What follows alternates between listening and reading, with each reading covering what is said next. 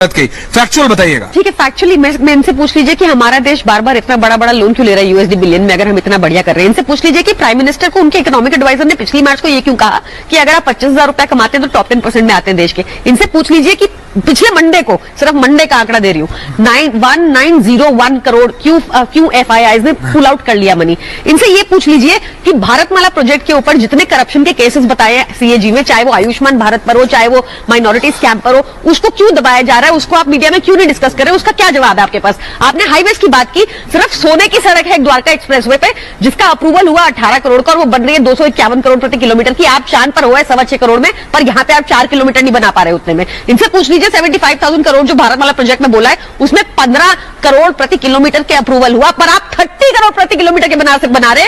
और सारे most projects चाहे केरला में हो चाहे तेलंगाना में हो, जो एनएचआई के अंडर जा रहे हैं, एक ही व्यक्ति विशेष को जा रहे हैं। हमारी भावी पीढ़ी को, हमारे बच्चों के भी बच्चे एफिशिएंट बनाना। राजा जी अपनी शक्तियों का पूरा इस्तेमाल कर रहे हो और दुनिया में हमें अग्रिम पंक्ति में जाने का एक रास्ता भी है। 500 ब्लॉक तक उनको एस्पिरेशनल डिस्ट्रिक्ट ब्लॉक के नाते आइडेंटिफाई करके उसको मजबूती करने देने का काम चल रहा है। और विश्व को बायोफ्यूल अलायंस में दुनिया के सभी देश देखते ही देखते उसकी सदस्यता ले रहे थे।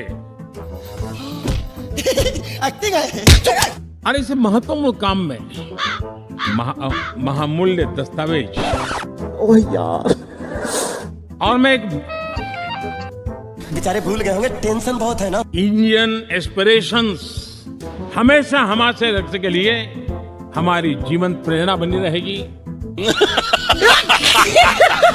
दिखा मेरे को यार।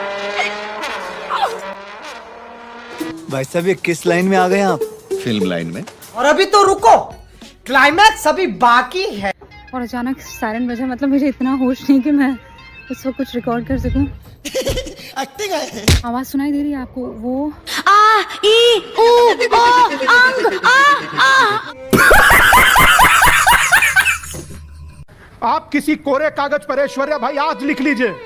आज आपको भले ही ये बात कहने में सही महसूस हो रहा है, भविष्य तय करेगा कि एक सन्यासी की भिक्षा यात्रा समाज को जोड़ने में कामयाब रही या कुछ गणना कराकर एक राज्य में। मैं उम्मीद करता हूं स्वामी जी कामयाब रहे। और मेरी भिक्षा यात्रा कोई बिहार में नहीं है, मेरी यात्रा पश्चिमी उत्तर प्रदेश में है। Not bad. Now you. मैं स्वामी दीपांकर जी से कहूंगा, मेरी अपील है कि वो शिक्षा यात्रा निकालें तो इस देश का भला होगा। भिक्षा यात्रा का समय गुजर गया है। म्यूजिक।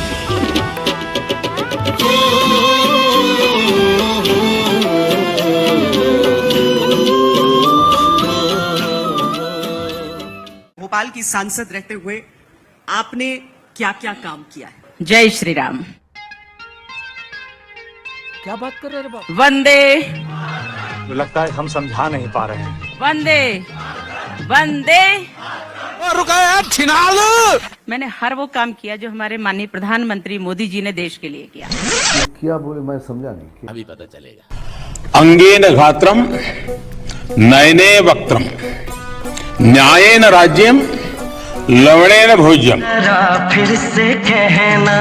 न्यायेन राज्यम लवणेन भोज्यम।